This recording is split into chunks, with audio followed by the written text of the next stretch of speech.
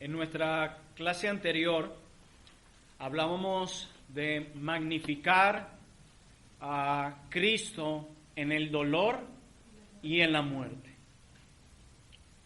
Nosotros hemos hablado que el fin principal del hombre es glorificar a Dios y disfrutar de Él para siempre. Y hemos hablado que estos no son dos caminos, sino un mismo camino. Pero también hablábamos la clase pasada del peligro que corremos cuando vamos en camino hacia cumplir esa meta que es glorificar a Dios y disfrutar de Él para siempre, que corremos el peligro de hacernos una lista de reglas, un A, B, C, D. Y soy contento si cumplo el A, B, C, D. Y decíamos que debemos tener mucho cuidado con este tema de hacernos un listado y tratar de encontrar paz en ello, ya que nuestra paz no fluye de lo que hagamos, sino de lo que Cristo ya hizo en la cruz del Calvario. Hablábamos que es importante entender primero el Evangelio. Nosotros no podemos ir en dirección a glorificar a Dios si primero no entendemos el Evangelio. De hecho, ese es el principio que Pablo establece en la segunda carta a los Corintios, cuando Pablo le dice que habéis sido comprados por precio de sangre, el Evangelio, entonces pues glorificad a Dios.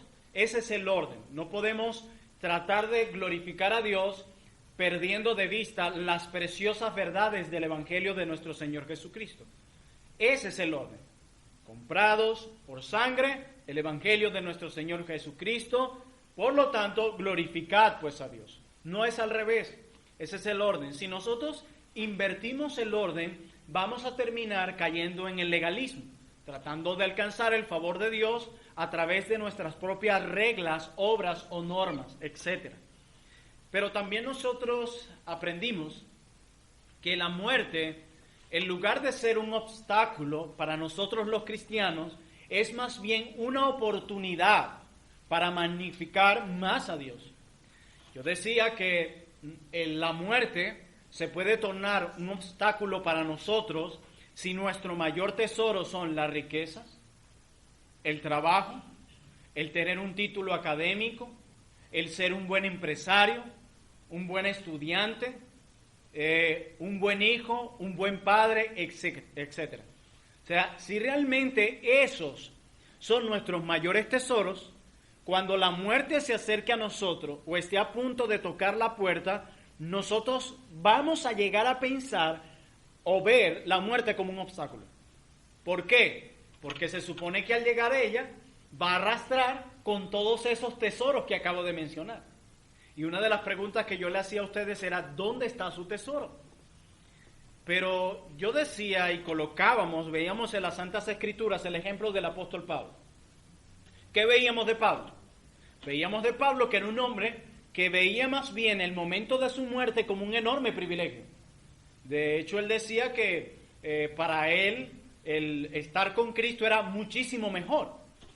O sea, por eso él decía, para mí el vivir es Cristo y el morir en vez de una pérdida o obstáculo será una ganancia. ¿Por qué? Porque para el apóstol Pablo, mis hermanos, su mayor tesoro era Jesús. Entonces, la muerte no iba a ser un obstáculo para que Cristo fuera su mayor tesoro, sino al contrario. La muerte iba a ser la mejor oportunidad para que Cristo fuera un mayor tesoro, todavía aún más, para Pablo. Entonces, para aquellos que tenemos el éxito, las riquezas o cualquier sueño, pónganle el nombre que usted quiera, como nuestro mayor tesoro, usted va a ver la muerte como un obstáculo. Y va a andar paranoico en las calles de Caracas, si realmente para usted sus mayores tesoros son estas cosas. Pero si para usted, mi amado hermano, que es lo que indica la Escritura, su mayor tesoro es Cristo, la muerte para usted no será un obstáculo, sino una oportunidad para magnificar más a Jesús. Eso era parte de lo que hablábamos la clase pasada. Hoy vamos a estar hablando acerca de el riesgo de vivir para Cristo. Hoy vamos a estar hablando un poco de ese riesgo que implica el seguir a Cristo, el vivir para Cristo, el no desperdiciar nuestra vida. Nosotros hemos dicho en clases anteriores que una vida que no es conducida o vivida para la gloria de Dios es una vida desperdiciada. Pero aquella vida que es vivida únicamente para la gloria de Dios es una vida realmente aprovechada. Pero el glorificar a Dios en esta vida, mis hermanos, tiene un costo. Trae riesgos. No será tan fácil como lo pintamos. No quiero mentirles porque la palabra de Dios no nos miente. Pero hoy veremos, como les dije, el riesgo que implica seguir a Cristo. Quiero que me acompañen al libro de los Hechos. Vamos a ir específicamente al capítulo 15. Si alguien no tiene su Biblia, léala con el que está al lado, pero es necesario que todos tengan su Biblia, mis hermanos. Si no, ¿cómo vamos a meditar en qué verdades? ¿Cómo las vamos a ubicar? Así que tenemos que ir a la palabra de Dios y por eso tenemos que tener la palabra de Dios.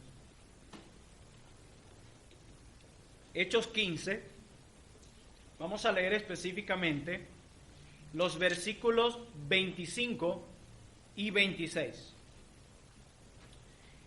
Miren lo que dice la palabra del Señor en Hechos 15, 25 al 26.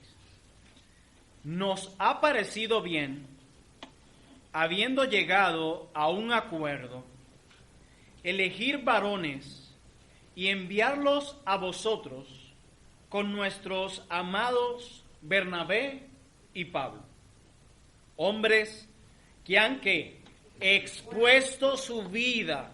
¿Por qué? Por el nombre de nuestro Señor Jesucristo. El texto nos dice que estos hombres, que dicen los hermanos en la iglesia, son muy amados, tienen nombres, se llaman Bernabé y Pablo. Y se dice de ellos que han llegado a exponer su propia vida. Pero, ¿qué es lo que llega a poner o ha llegado a poner en aquel momento en riesgo a la vida de Pablo y Bernabé? El nombre de Cristo. Dice que ellos han expuesto su vida por el nombre de nuestro Señor Jesucristo. Y mis hermanos, es mejor perder la vida por la causa de Cristo que vivir una vida desperdiciada. Nosotros no podemos por ninguna razón evitar el riesgo. Por ninguna razón. Aun cuando nosotros deseamos evitar los riesgos, siempre llegan a nosotros de alguna manera. Siempre será así. La ignorancia más bien y la incertidumbre acerca del mañana son nuestros rasgos distintivos. Todos nuestros planes del mañana pueden ser destruidos por miles imprevistos. Una de las cosas que nos caracteriza a nosotros como hombres caídos, como hombres humanos, criaturas, es esa incertidumbre acerca del mañana. Yo le decía a un hermano el fin de semana que nosotros ni siquiera del presente lo vemos todo. Solo vemos algo muy pequeño. Aún del pasado vemos un poquito más, pero sigue siendo pequeño. Y del futuro, nada. De hecho, mis hermanos, yo no puedo controlar cada segundo del reloj. Yo estoy hablando aquí, pero en este tiempo puede ocurrir algo que puede cambiar las cosas. De repente sucede algo afuera o aquí mismo adentro que puede cambiar los planes. Todos nuestros planes pueden ser destruidos de un día para otro. De hecho, hay cosas que podemos planificar por meses que pueden dañarse por un simple resfriado, mi hermano. Y eso nos muestra que nosotros no controlamos nada. Todo lo que podemos haber planificado por mucho tiempo puede ser destruido por una noticia o por un pequeño resfriado, como les acabo de decir. No controlamos absolutamente nada, mis hermanos. Por eso es un completo error y pecado a la vez tratar de controlar el tiempo o el mañana. Hay personas que tienen su agenda muy bien trazada. Y yo no estoy en contra de eso. Yo tengo una agenda y manejo una agenda. Pero mi confianza no está en la agenda porque Dios puede cambiar esa agenda cuando Él quiera. Solo que hay quienes creen que pueden controlar el tiempo y el calendario. Se sienten como seguros de sí mismos. Me hacen recordar a aquellos que Santiago le dice: no digan que si traficaremos mañana o pasado, en lugar de decir si Dios quiere haremos esto o aquello. ¿Por qué? Porque los tiempos están en las manos del Señor de los tiempos, no en de nosotros. De hecho, vuelvo y te repito, tú puedes tener algo muy bien organizado, pero algo pequeño o grande, no sabemos, puede cambiar tus planes.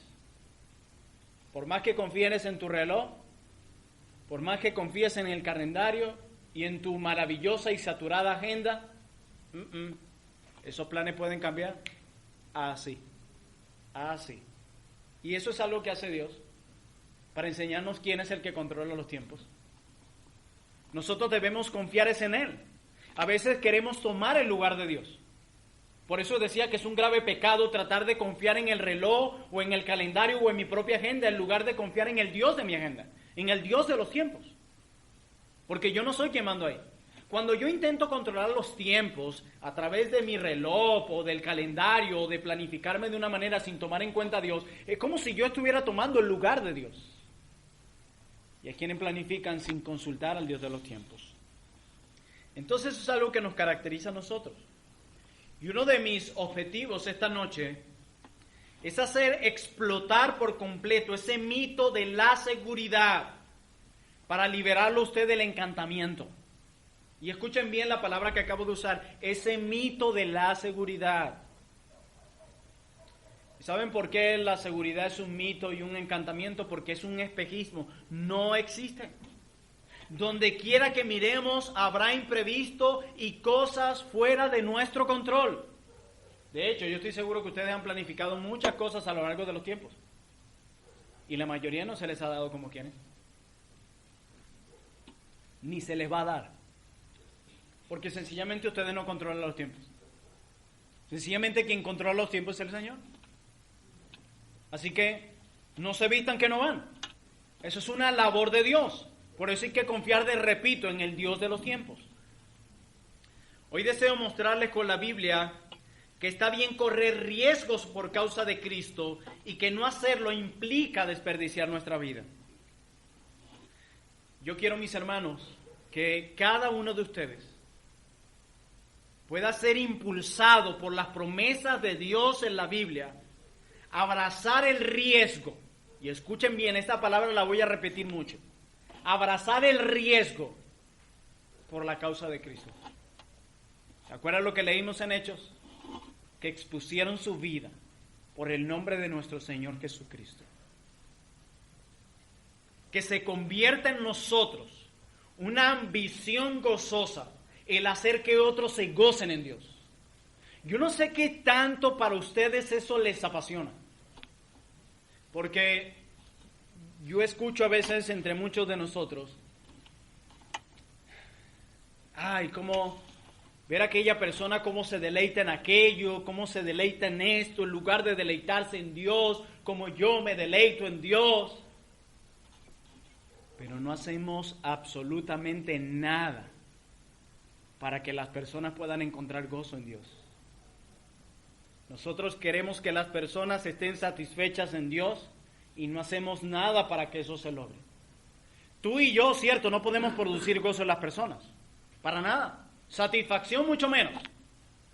Pero se nos ha encargado un mensaje que Dios ha prometido usar para transformar el corazón de los hombres y para que ahora esos hombres se gocen en Dios.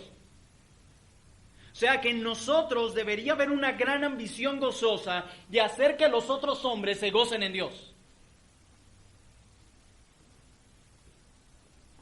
Y a veces me pregunto si esas hacen parte de nuestras ambiciones. Muchos de ustedes, no de la misma manera, pero en el pasado, en el presente y tal vez en el futuro, han hecho cosas impresionantes. Han dejado familias sin importarles. Han vendido todo lo que tienen. Se han despojado de cosas que les gustan, incluyendo cultura, costumbre, por sencillamente ir en busca del sueño americano. Pero cuando se trata de la causa de Cristo y de hacer que los otros hombres encuentren gozo en Dios como el que tú tienes, hay peros. Pero es que, ¿y mi familia, pastor? ¿Y mi madre, y mi padre, y mis recursos? Pero esas cosas te importaron muy poco cuando fuiste hacia otros planes que tenían que ver con lo temporal de este mundo. De hecho, a mí me impresiona ver cómo algunos hombres, por sencillamente riesgos, se exponen a riesgos en la vida diaria por tratar de conseguir cosas que son temporales. Una vez me decía un joven, a mí no me gusta el fútbol. Y yo le decía, ¿cómo que no te gusta el fútbol? No, me parece como tonto ver a personas por 90 minutos correr tras una pelota, golpearse, matarse, solo por un trofeo que el fuego lo puede destruir. Y de verdad es una completa estupidez si lo analizamos bien. Y parece mentira, pero muchos, aún llamados cristianos, se apasionan por cosas que son eso, temporales. A mí me impresiona hoy día cómo muchos son capaces de dejar una familia por irse a otro país, con otra cultura. Empezar de nuevo, como dicen. Pero de repente en un momento esos mismos le dijiste, ¿qué tal si vamos a las misiones? No, hermano, el Señor no me ha llamado a eso.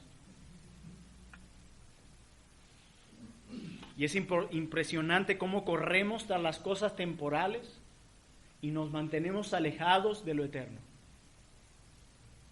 En la Biblia nosotros nos encontramos con muchos ejemplos de hombres y mujeres de Dios que se arriesgaron por la causa de Dios, que estuvieron dispuestos a perder su vida por la causa de Dios. Y hay muchos, Moisés y otros más, hay muchos, hay una lista muy amplia, desde el Antiguo al Nuevo Testamento, de hombres y mujeres que estuvieron dispuestos a arriesgar su vida por la causa de Cristo. Pero voy a hablar ahorita, en este momento, de una en específico. Así es, una. Y es la reina Esther. Es un ejemplo de riesgo valiente al servicio del amor y la gloria de Dios. Aquellos que han leído el libro de Esther sabrán de lo que voy a comentar. Por cierto, es uno de mis preferidos. Y una de las cosas que nos deja ver el libro de Esther es que había un hombre judío, se llamaba Mardoqueo. Este hombre vivió, se dice, siglo V antes de Cristo, durante el exilio del pueblo judío. Este hombre tenía una prima huérfana más joven que él llamaba Esther, a quien había adoptado como su hija. Esther creció hasta llegar a ser una mujer muy, pero muy hermosa.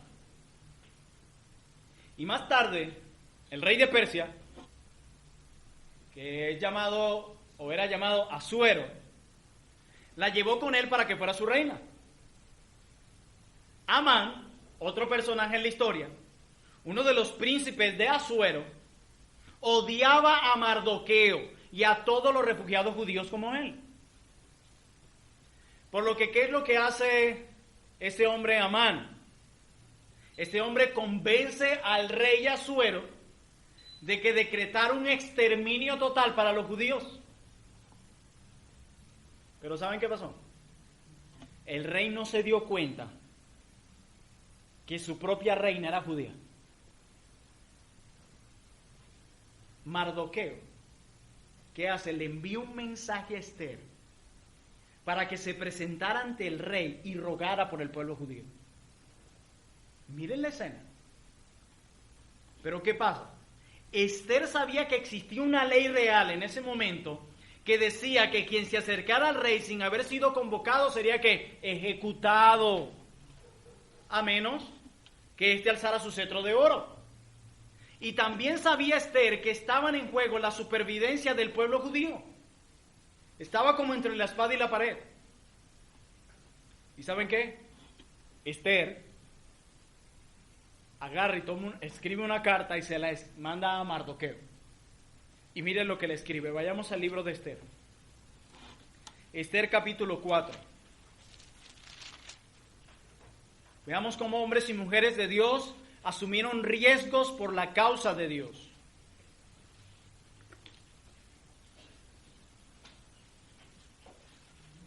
Esther capítulo 4, versículo 16. Miren lo que dice la palabra de Dios. Estas son las palabras que Esther escribe a Mardoqueo. Ve y reúne a todos los judíos. Hermanos, guardemos silencio y escuchemos. ve y reúne a todos los judíos que se hallan en Susa, y ayunad por mí, y no comáis ni bebáis en 3 días, noche y día. Yo también con mis doncellas ayunaré igualmente, y entonces entraré a ver al rey, aunque no sea conforme a la ley. Y si perezco, que perezca. Era tal la situación tan fuerte, no era cualquier situación a la que Esther se iba a enfrentar, que tuvieron que ayunar.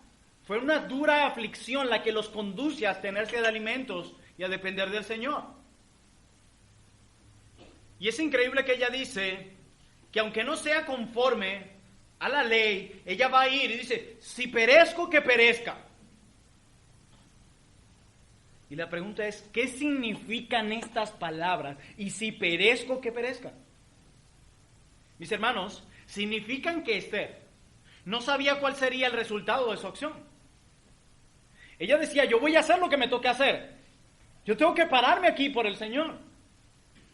Esther no había recibido ningún tipo de revelación especial de Dios. De hecho, si leen el libro de Esther, no van a encontrar un así dice Jehová.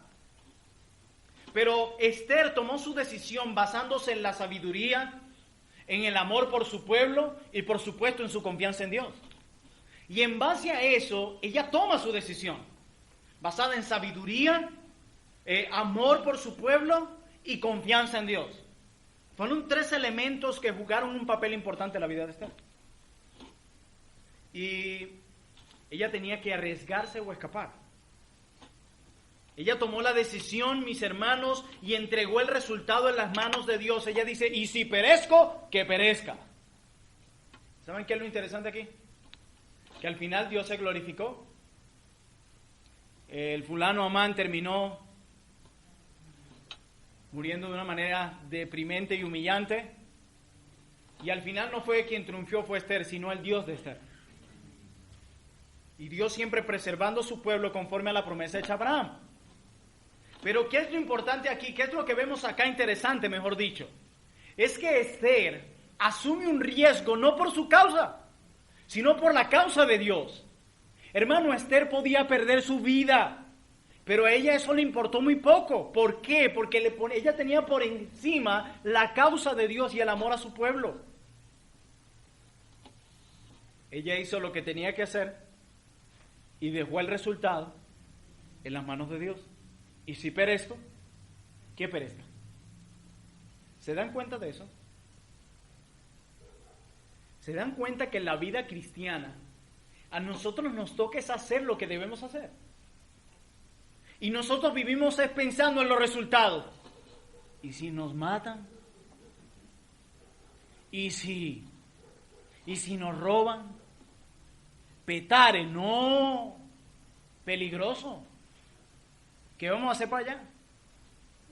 El Señor nos mandó a predicar, fue en el este de Caracas.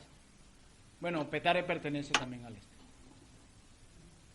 No, a nosotros no se nos ha encargado pensar en los resultados, sino hacer lo que tenemos que hacer. Esther no sabía qué era lo que le esperaba. Lo más seguro era la muerte. Pero ella decía, no, yo voy a hacer lo que tengo que hacer, honrar a Dios, el Señor se encargará. Y es lo mismo que pasó con Sadrach, Mesach y Abednego. Ellos se paran firme ante un rey, Nabucodonosor. Y ustedes conocen la historia. Nabucodonosor levanta la estatua. Todo aquel que no se postrara ante la estatua iba a ir al horno de fuego. Y no solamente parte de ese pueblo, sino judíos mismos estaban allí postrados. Y entre toda esa multitud, solo 3 jovencitos de unos 20 años no se postraron. Y estos jovencitos le dicen a Nabucodonosor, yo sé que mi Dios nos librará. Y si no lo hace del horno de fuego, de ti nos librará. O sea, que si nos morimos ahí, calcinados, nos librará de ti, pero de alguna manera u otra nuestro Dios nos librará. Pero de nuevo el mismo episodio. Ellos hicieron lo que tenían que hacer, asumieron riesgos. ¿Pero por qué asumieron riesgos? Por la causa de Dios. Por la causa de Dios. No por ellos mismos. Porque como dijimos, ellos podían decir, bueno, todo el mundo se postra, y decir lo que expresan lamentablemente muchos cristianos. Bueno, pero todo el mundo lo hace. Ellos dijeron no. Ellos sabían que el creyente se diferencia de todo el mundo. Y ellos también podían decir, bueno, Dios conoce las intenciones de nuestro corazón. Nosotros sabemos que eso es solo una estatua. Dios sabe en nuestro corazón que le amamos a Él. Y si morimos, ¿quién predicará el Evangelio? Ellos no se dieron dolor de cabeza por eso. Se dan cuenta que cualquiera tenía razón para pensar. Los tres jovencitos, los únicos que se pararon firme por Dios y los iban a matar, ellos dirían, ¿y quién va a dar testimonio de Dios? Ellos no dijeron eso. Ellos dijeron, vamos a hacer lo que tenemos que hacer. Dios se encargará. Y eso fue lo que los condujo allá. Pero el problema del cristianismo de hoy que le impide asumir riesgos en la vida cristiana, en el nombre de Jesús, es que se enfocan en el resultado y no en asumir el riesgo. Es increíble cuando uno dice que va a un lugar y casi que un mapa, esta zona es peligrosa, esta zona es peligrosa, esta zona es peligrosa. Si llegamos en helicóptero, aterrizamos en la placa del hermano, nos metemos por el techo y nos libramos y predicamos a Cristo. No, ese no es tu problema. Ve y predica, Dios que se encargue del resto. A ti no te incumbe saber los resultados, si te van a matar o no. Eso es el problema de Dios. Daniel en el foso de los leones, honrar a Dios. Si lo iban a matar los leones o no, lo iban a soltar antes de meterlo, él no pensó en eso. Él dijo, yo voy a hacer lo que tengo que hacer, asumir el riesgo por la causa de Dios. De los resultados se encarga Dios. Y repito, nuestro problema es que pensamos es en los resultados. ¿Qué nos va a pasar si hacemos eso? Y si nos salimos de aquella iglesia nos van a odiar. Déjale eso a Dios. Haz lo que tú tienes que hacer. Entonces pensamos mucho es en lo que le corresponde a Dios. Nosotros nos estamos matando la cabeza.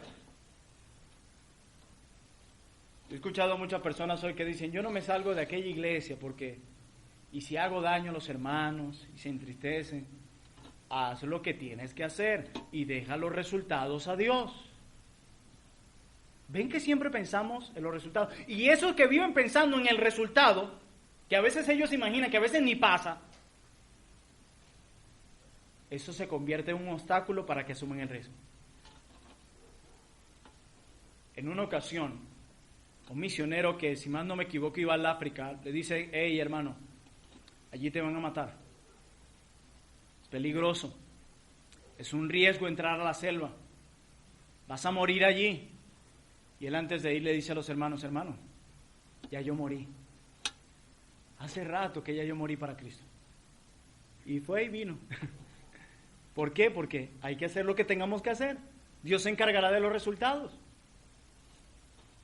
Y si nos acercamos al Nuevo Testamento, nos encontramos con uno de los hombres más arriesgados del Nuevo Testamento. ¿Quién creen ustedes que es? Así es. Así es. Vaya que mi respeto con ese hombre. Su ministerio, su vida entera era una cadena de riesgos. Uno tras otro. Uno tras otro. Una cadena de riesgos. Y miren cómo lo expresa él mismo. Vamos a Hechos 20. Hechos 20.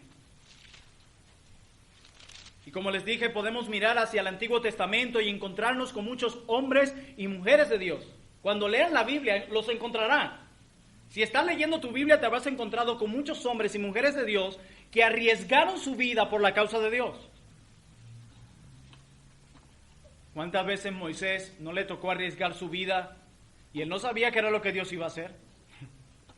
Pero es que él decía, pero es que a mí no se me han encargado los resultados, sino asumir mi riesgo por la causa del Señor. Hechos 20, versículo 23. Escuchemos a Pablo hablar. Hechos 20, versículo 23. Salvo que el Espíritu por todas las ciudades me da testimonio diciendo que me esperan prisiones y tribulaciones. Imagínate eso. Pablo dice, el Espíritu ya me ha dicho que me esperan prisiones y tribulaciones. ¿Y qué sería si fuera en nuestro caso?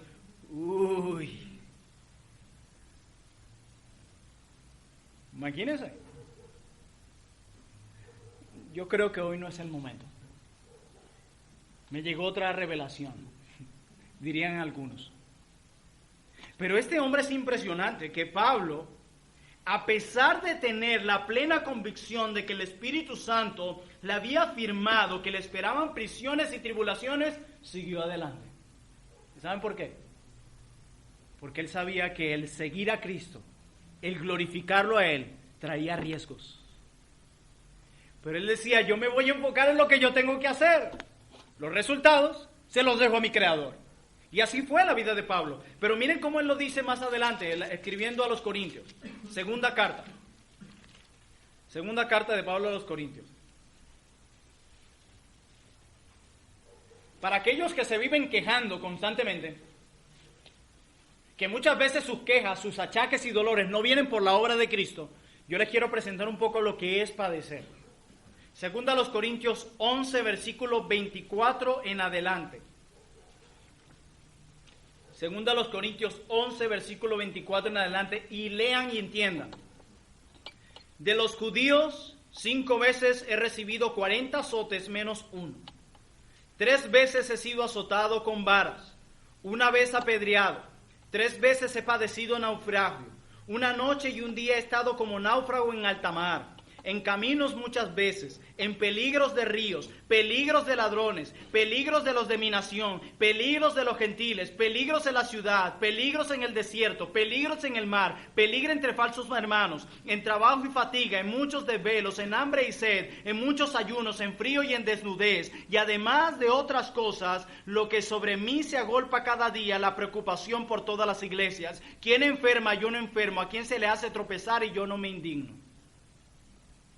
¿Alguien le llega un poco esto?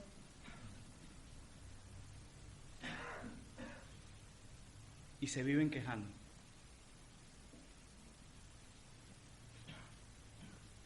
¿No nos da ni siquiera vergüenza? ¿No les dio vergüenza leer eso? Y mirar cómo nos quejamos y somos tan ingratos. Ojo, y esto fue por la causa de Cristo. Muchos de los sufrimientos y achaques que tienen ustedes no tienen nada que ver con la causa de Cristo. Nada. Nada. Nada. La pregunta es, ¿qué significa esto? ¿Qué significa esto? Lo que Pablo está queriendo decir aquí cuando muestra sus riesgos, azotes, dolores, uno tras otro, lo que Pablo está diciendo es que nunca sabía de dónde vendría el siguiente azote. No sabía. Cada día Pablo arriesgaba su vida por la causa de Dios. Cada día. Él solo conocía el azote que estaba recibiendo en aquel momento, pero no sabía cuál sería el siguiente que vendría. Los caminos no eran seguros para aquellos que creen que solamente Caracas es insegura. Si no, lean segunda a los Corintios 11, 24 para que vean. Los ríos no eran confiables. Su propio pueblo, los judíos, no le daban seguridad. Los gentiles tampoco. No había seguridad en las ciudades, ni en el desierto, ni siquiera en el mar. La seguridad era un espejismo. No existía. Así que el globito de la esperanza en la seguridad se los acabo de desinflar. Y a pesar de todos esos peligros y dificultades, este hombre asumió el riesgo por la causa de Cristo. Asumió el riesgo por la causa de Cristo. Pablo tenía solo 2 opciones: desperdiciar su vida o arriesgarla por la causa de Cristo. Y él respondió con claridad a esta alternativa. Leamos Hechos 20, 24. Hechos 20, 24.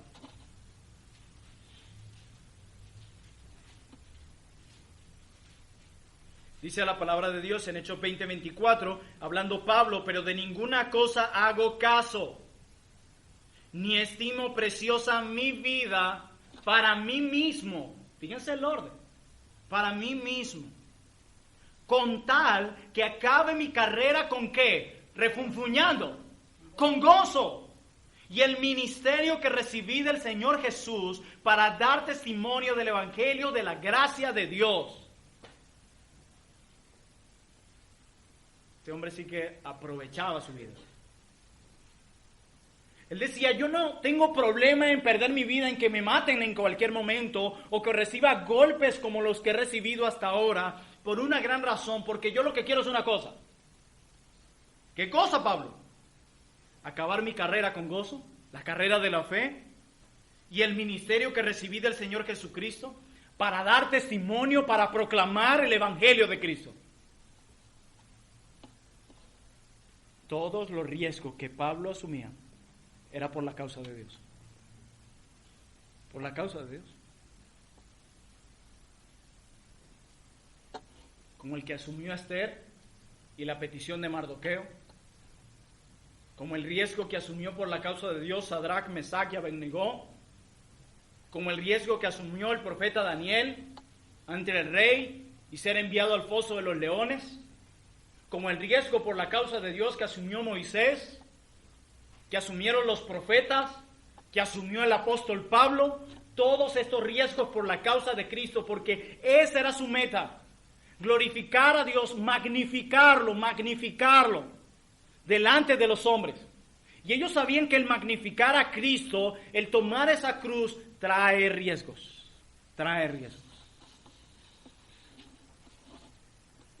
Y esa es la característica de todos los seguidores de Jesús. Están dispuestos a asumir riesgos por la causa de Cristo. Esa es la característica de los seguidores de Jesús. A ellos no les importan los riesgos por la causa de Cristo. Porque ellos estiman su vida como pérdida. Como aquel misionero. No, ya yo morí. Hace rato. La razón por la que ustedes temen tanto es porque tienen tantos tesoros en esta vida. Y como su mayor tesoro no es Cristo, por eso les pesa la muerte. Por eso temen a la muerte como temen. Para ustedes, su vida tiene mucho valor.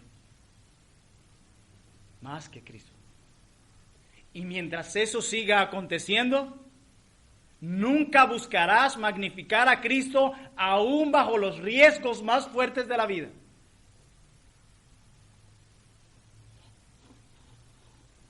Hermanos, si Cristo sufrió, nosotros no seremos la excepción. El discípulo no es mayor a su maestro. La vida cristiana, mis hermanos, es un llamado a arriesgarte. Eso es la vida cristiana. A salir de tu zona de confort y arriesgarte por la causa de Dios. Miremos Hechos 14:22. Hechos 14:22.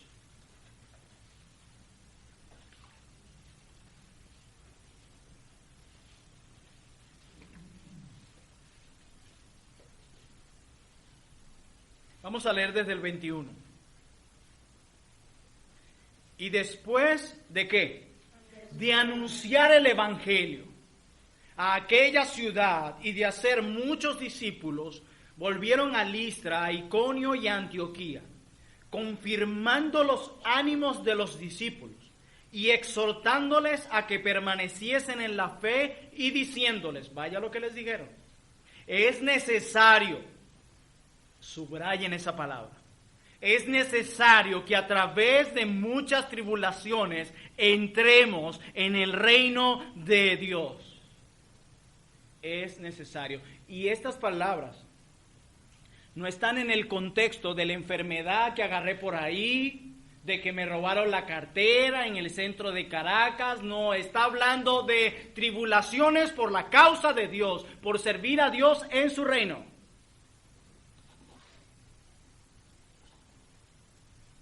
Y de esto mismo Jesucristo había hablado. Vayan, acompáñenme conmigo al Evangelio de Lucas. Lucas capítulo 21.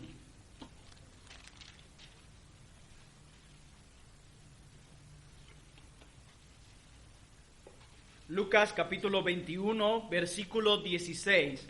Dice la palabra de Dios: mas seréis entregados aún por vuestros padres y hermanos y parientes y amigos, y matarán a algunos de vosotros.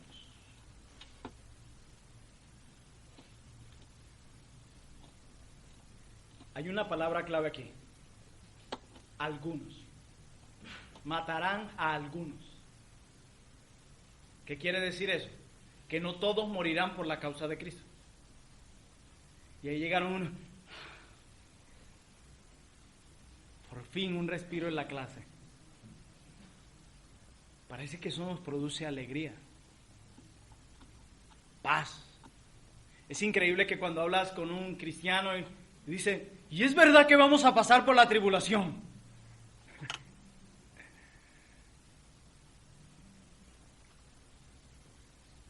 No todos morirán por la causa de Cristo. Eso es cierto. Pero es voluntad de Dios que no sepamos cómo resultará nuestra vida en esta tierra. Ni tú sabes, ni yo sé, si te tocará a ti estar incluido en estos algunos. Eso no lo sabemos. Eso no lo sabemos. Habrá algunos que no morirán por la causa de Cristo. Pero Cristo, Dios, no nos ha dicho quiénes son. Así que puede ser tú, puedo ser yo, o tal vez no. Si te pusieran de rodillas con un cuchillo en la garganta, ¿realmente afirmarías, sí, yo soy cristiano y Jesús es mi Señor? ¿O eres de los que diría, bueno, el Señor conoce las intenciones de mi corazón? Él sabe que con mis labios voy a decir algo, pero con mi corazón Él es mi Salvador. Un arma, cañón aquí, caliente en tu frente. ¿Qué harías? O peor, por estar predicando el Evangelio en uno de estos barrios, quedes atrapado en medio de un tiroteo por causa de quitarte una pertenencia, te quite la vida. No, por eso yo no voy para allá a predicar.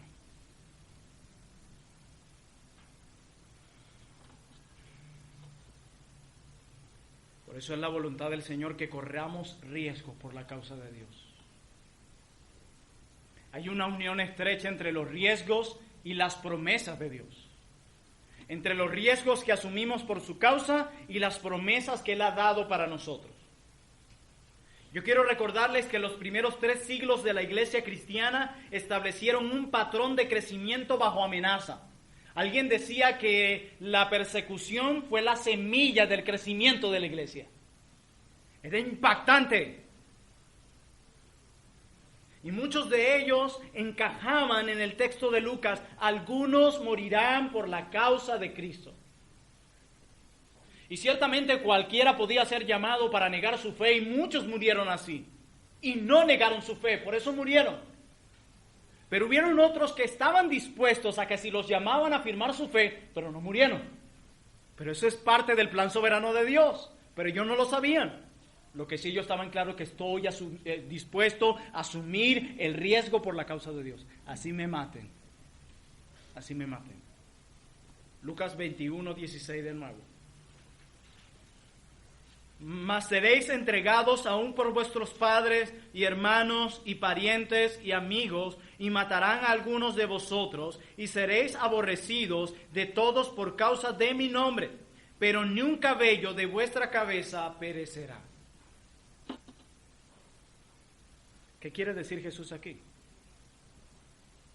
Dice que moriremos por causa de su nombre, pero ni un cabello de vuestra cabeza perecerá. No entiendo. Un siervo del Señor decía que el mejor comentario en torno a estos versículos de Lucas 21 lo encontramos en Romanos 8:35. Acompáñenme. Romanos 8:35. Dice la palabra de Dios: ¿quién nos separará del amor de Cristo? ¿Tribulación o angustia o persecución, o hambre o desnudez o peligro o espada? Como está escrito, por causa de ti somos muertos todo el tiempo, somos contados como ovejas de matadero. Antes, en todas estas cosas somos más que vencedores. ¿Cuáles? Las que acabo de nombrar. Por medio de aquel que nos amó. Por lo cual estoy seguro de que ni la muerte, ni la vida, ni ángeles, ni principados, ni potestades, ni lo presente, ni lo porvenir, ni lo alto, ni lo profundo, ni ninguna otra cosa creada nos podrá separar del amor de Dios que es en Cristo Jesús, Señor nuestro. ¿Está diciendo que no habrá sufrimientos? No, eso es lo que está afirmando en el versículo 36 cuando cita al salmista. Como está escrito, por causa de ti somos muertos todo el tiempo, somos contados como ovejas de matadero. Y comparando estas palabras con lo dicho por Jesús en Lucas 21 del 16 al 18, lo que nos está dando luz aquí es que el amor de Cristo por nosotros no elimina las angustias. Y eso es algo que tú debes tener en mente. Pablo en Filipenses 1:29 dice que no solamente se nos ha dado el creer en Cristo, sino padecer con Él. Pero la vida cristiana, ¿no?, mis hermanos, es dolorosa. Lo es, pero no sin gozo. Hay una unión en el cristianismo y creo que es una de las verdades más impactantes que aún el más ateo jamás entendería en su soberbia, de ver el gozo y el sufrimiento en una sola persona. Ese combo no existe en el mundo natural. Ese paquete solo viene y existe en el cristianismo por la gracia de Cristo. Gozo y dolor. Y Pablo dice, somos más que vencedores. Mis amados que están aquí, nosotros somos más que vencedores en nuestras aflicciones, no al evitarlas. A veces creemos que somos vencedores cuando nos escabullimos de la situación. ¡Ay, de la que me libré! No, nosotros somos más que vencedores en la aflicción, no fuera de ella. No tratando de esquivarla, como muchos tratan. Así que Pablo concuerda con Jesús, matarán a algunos de vosotros. Y de nuevo surge la pregunta. Jesús en el Evangelio, en el Sermón del Monte, dice, buscad primeramente el reino de Dios y su justicia, y todas estas cosas os serán añadidas. ¿Qué cosa? Comida y vestido, lo que viene hablando antes. Y la pregunta es, Señor, yo he visto hermanos que entregaron su vida por ti y no tenían un plato de comida. ¿Cómo explicas que si buscamos tu reino, tú proveerás todas las cosas que son necesarias? Lo que Cristo está diciendo es que tendremos todo lo que necesitemos para hacer su voluntad y ser eterna y supremamente felices en Él. Todo lo que necesitamos para llevar a cabo esa voluntad no será un obstáculo, Él lo proveerá. Jesús nos está diciendo que nuestro Padre Celestial nunca permitirá que nuestras pruebas sean mayores de lo que podamos soportar. Nunca, nunca. Aquel que dice, yo no creo poder con esta prueba, mentira, menos que seas un incrédulo. Cada prueba que ha venido a tu vida y que vendrá, Dios ha dicho que nunca cada una de esas pruebas será mayor a lo que podamos soportar. Y es interesante que en 1 Corintios 10:3 él dice, y juntamente Él con la tentación dará la salida. Ese es uno de los textos que le cito a muchos hermanos cuando dicen, es que no puedo. No, sí, a menos que seas incrédulo. Si eres incrédulo, no puedes. Si eres creyente, el texto dice que sí. ¿Cómo lo va a hacer Dios? No sé, pero dice que sí.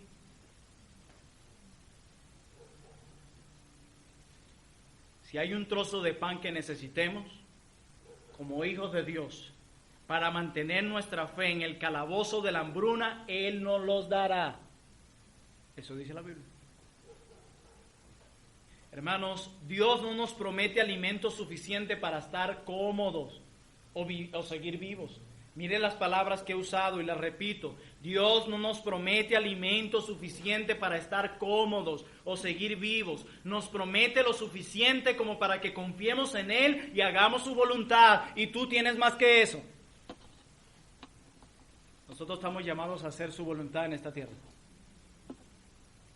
Y Dios nos ha provisto lo que necesitamos para cumplir su voluntad, incluyendo el trozo de pan que te comiste esta mañana. Incluyéndolo. Acompáñenme a 2 Corintios 4:17 y vamos terminando. 2 Corintios 4:17.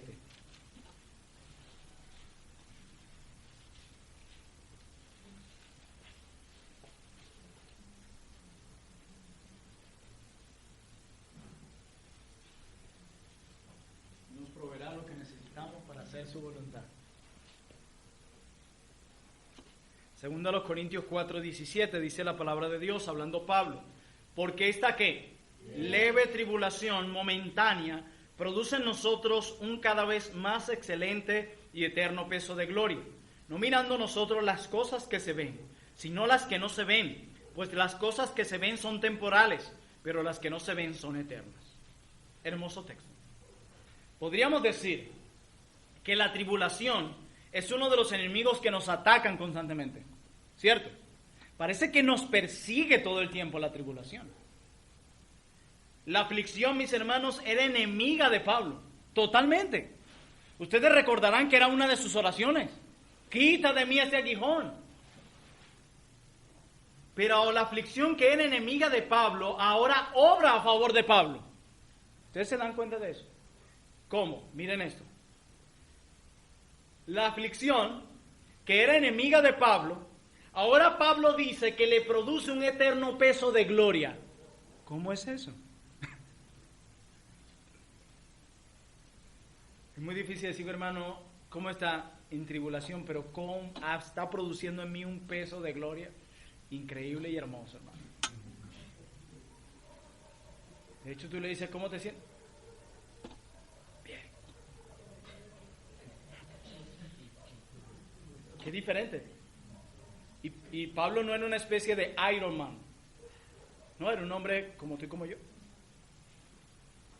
Pero fíjense, la aflicción que era enemiga de Pablo, repito, ahora obra a favor de Pablo. Le produce un eterno peso de gloria. Su enemigo es ahora su esclavo. Y esto es interesante. No solo ha conquistado al enemigo, sino que Pablo ha hecho más que eso con su enemigo, que era la tribulación. Y miren esta ilustración. La tribulación alzó su espada para cortarle la cabeza a la fe de Pablo.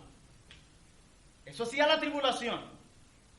Pero la mano de la fe de Pablo tomó el brazo de la tribulación y lo forzó a cortar parte de lo mundano de Pablo. ¿Qué quiero decir? Voy a volverlo a ilustrar. La tribulación alzó su espada, quien es nuestro enemigo, para atacar y acabar con la vida de Pablo, a una profunda angustia, depresión que experimentan muchos, pero la fe, el brazo de la fe de Pablo, que era aún más fuerte, toma a la tribulación, esa espada, y la usa la fe para cortar lo mundano, lo desagradable en Pablo. Por eso lo que antes era su enemigo, ahora obró a su favor. La tribulación ahora sirve en la vida de Pablo para exterminar, estripar aquellas cosas que deshonraban a Dios, para santificarlo. Pero eso lo hizo la fe. Su fe. La tribulación es ahora sirviente de la humildad, el amor y el servicio a Dios. Está por debajo. Ahora le sirve a la humildad, al amor y el servicio a Dios. Satanás quiso hacer mal, pero Dios lo convirtió en algo bueno. De este modo, hermano, todo seguidor de Cristo es vencedor. Algunos no quieren asumirlo, pero nuestro problema es de fe. De fe. ¿Quieren escuchar otras cosas? Escúchenlas. Pero nuestro problema es de fe. Eso es lo que dice la santa palabra de Dios. Nuestro problema es de fe. Y fue la fe de Pablo lo que hizo que la tribulación pasara de ser su enemigo a obrar a su favor. Por eso veía los azotes y todo de manera diferente. Por eso el aguijón no le fue quitado. Dejó de verlo como su enemigo para que obrara a su favor, para que no me enorgullezca. ¿Se dan cuenta? ¿Ven ustedes la tribulación así? ¿La siguen viendo como su enemigo? Si la siguen viendo como su enemigo es cuestión de fe. Más bien deja que Dios use esa tribulación para quitar lo mundano que hay en ti, para limpiarte. tu carácter, tu impaciencia y muchos pecados más que hay en ti. Tu irritabilidad, muchos pecados que hay en ti. Y esta es la promesa que nos da el poder para corregir, para correr riesgos por Cristo. No es el impulso del heroísmo, no es que, bueno, vamos para allá a meternos porque somos héroes y fuertes en Cristo. No porque tenga una franela de Superman, voy a sentirme una especie de valiente para meterme allá. Ni las ansias de aventura, ni siquiera. No es que el hermano se mete allá porque él siempre ha sido aventurero. Ni siquiera la confianza en uno mismo. Es más, lo que nos motiva a asumir riesgo ni siquiera es la necesidad de ganar el favor de Dios.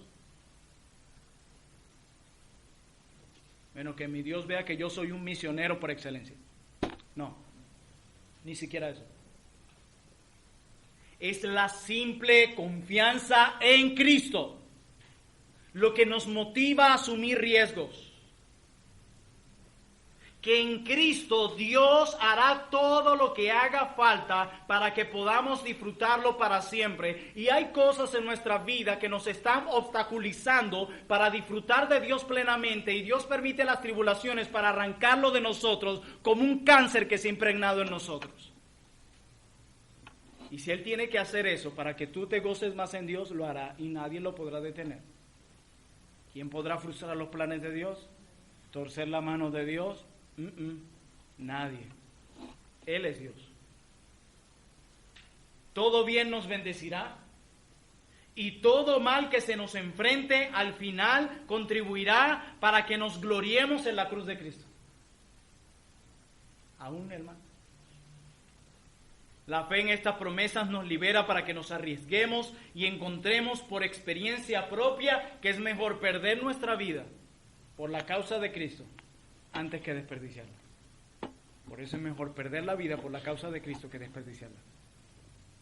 Tú dirás, bueno, pastor, es muy fácil asumir riesgo. Usted es pastor, usted está dedicado a la obra a tiempo completo, es muy fácil. Bueno, yo les quiero contar brevemente que hace muchos años, cuando todavía no era pastor, y tenía un empleo como ustedes, y tal vez más responsabilidades de las que tienen muchos, me tocó por la gracia de Dios asumir riesgos. Uno de ellos, recuerdo, por casi un año, ir todos los sábados, bien tempranito, junto con mi esposa, sin más nadie, a llevarle alimento y el evangelio a drogadictos y alcohólicos. Lugares donde recuerdo con claridad guardias nacionales que en un momento nos dijeron, si ustedes se meten allí va a ser bajo su propio riesgo. Si no, queremos entrar ahí, ¿de acuerdo? Y de repente cuando mirábamos atrás, estaban ellos observándonos sentados en el piso, compartiendo el evangelio y desayunando junto a drogadictos y alcohólicos. Y eso por un año. Asumiendo riesgo que llegábamos a veces a las 6, 7 de la mañana, haciendo uso de comida para realizar unas 60 arepas y unos 5 litros de café con leche, sin que nadie nos diera un bolívar.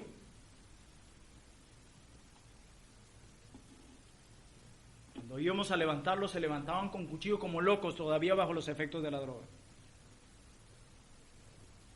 A salir de la comodidad de los sábados, que a todos les gusta levantarse un poquito tarde, ir a la playa, pasear el parque. No, cero comodidades.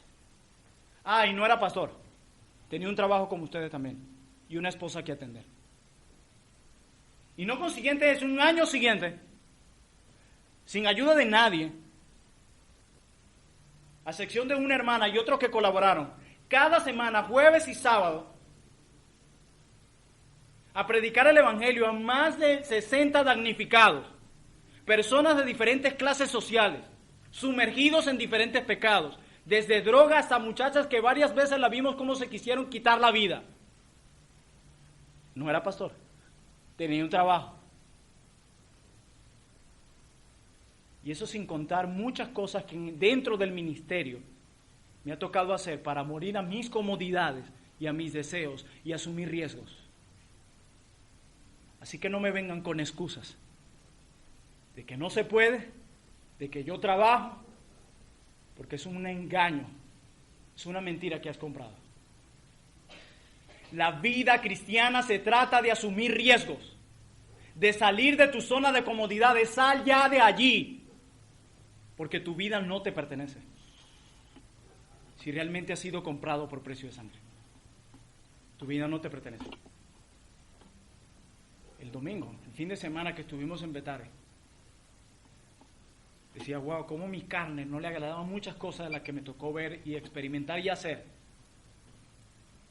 Y cuando íbamos de bandera allí con José, mi esposa y yo en una camioneta todo inclinado a un lado por un cerro arriba, yo decía, ¿a quién más pudiera decirle que se venga conmigo, que no ponga un pero?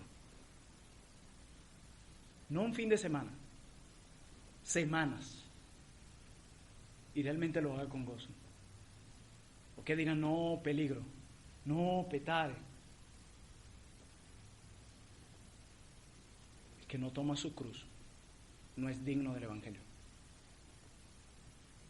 Por eso estamos llamados a gastar nuestras vidas radicalmente para el Señor y asumir riesgos en su nombre, por su gloria, por su Evangelio, para su honra. Así que salgan de la comodidad. Y yo espero que este curso no termine llegándolos a ver sentados cada semana en la misma rutina cada año, sino que realmente esto produzca un impacto en su vida y entiendan el llamado de Dios y puedan decir, heme aquí, Señor. Oremos.